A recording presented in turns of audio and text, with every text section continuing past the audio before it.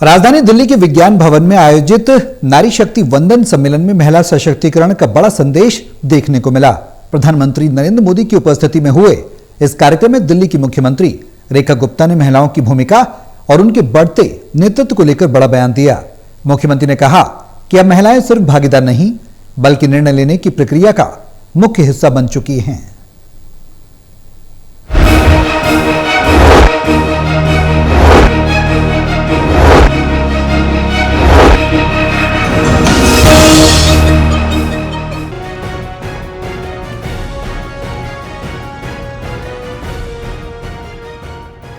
नई दिल्ली के विज्ञान भवन में आयोजित नारी शक्ति वंदन सम्मेलन में देश भर से आई महिलाओं की भागीदारी देखने को मिली।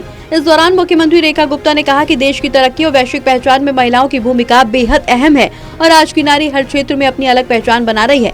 उन्होंने कहा कि एक समय था जब समाज में सती प्रथा, बाल विवाह और अशिक्षा जैसी कुरीतियां थी, लेकिन आज भारत की महिलाएं इन सभी बाधाओं को पार कर आगे बढ़ चुकी है। बहनों, भारत की महिलाओं ने अपने ही देश में सम्मान व समान अधिकार पाने के लिए संघर्ष की एक लंबी यात्रा देखी है।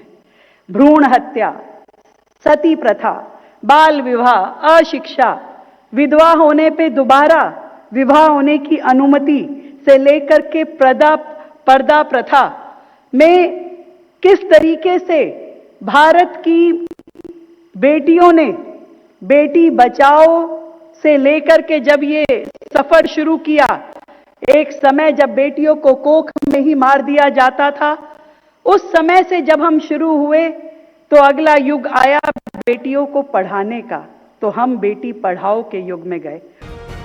मुख्यमंत्री ने कहा कि साल 2014 के बाद केंद्र सरकार की नीतियों में महिलाओं की गरिमा और सुरक्षा को प्राथमिकता दी गई है। स्वच्छ भारत अभियान, उज्ज्वला योजना और जनधन खातों जैसी योजनाओं ने महिलाओं को न केवल सम्मान दिया बल्कि उन्हें आर्थिक रूप से भी सशक्त बनाया है। उन्होंने कहा कि आज देश की बेटियां शिक्षा से लेकर सेना तक हर क्षेत्र में आगे बढ़ रही हैं और फाइटर जेट उड़ाकर देश की सुरक्षा में भी योगदान दे रही हैं। मुख्यमंत्री रेखा गुप्ता ने नारी शक्ति वंदन अधिनियम को ऐतिहासिक बताते हुए कहा कि ये सिर्फ एक कानून नहीं बल्कि महिलाओं को निर्णय लेने की प्रक्रिया में भागीदारी देने का सशक्त माध्यम है।